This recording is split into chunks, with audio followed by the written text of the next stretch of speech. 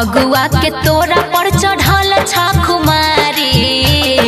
ए देवर जी सुन रहे हैं? हम सुन रहे हैं। फगुआ के तोरा पर चढ़ल छाखुमारी देवर हो।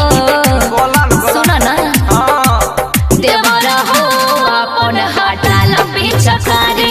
देवर हो अपन हटाल पिचकारी। अरे दूर हटा ना हो।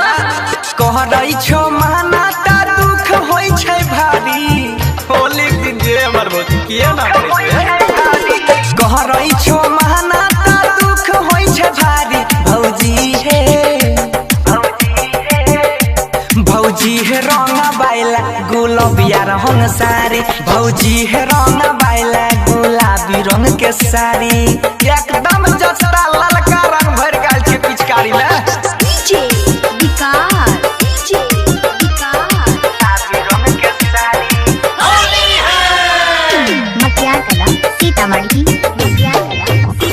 भौजी है रंग बाइला गुलाबी रंग के साड़ी। लग बहन रंग नहीं त गारी देव गिन के।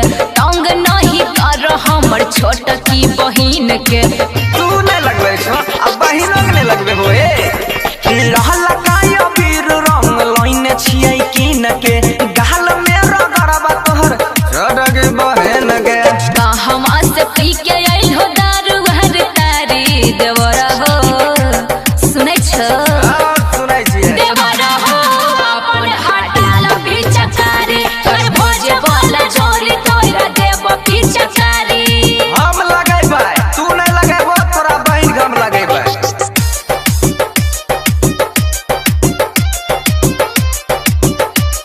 गुलाबी रंग के साड़ी।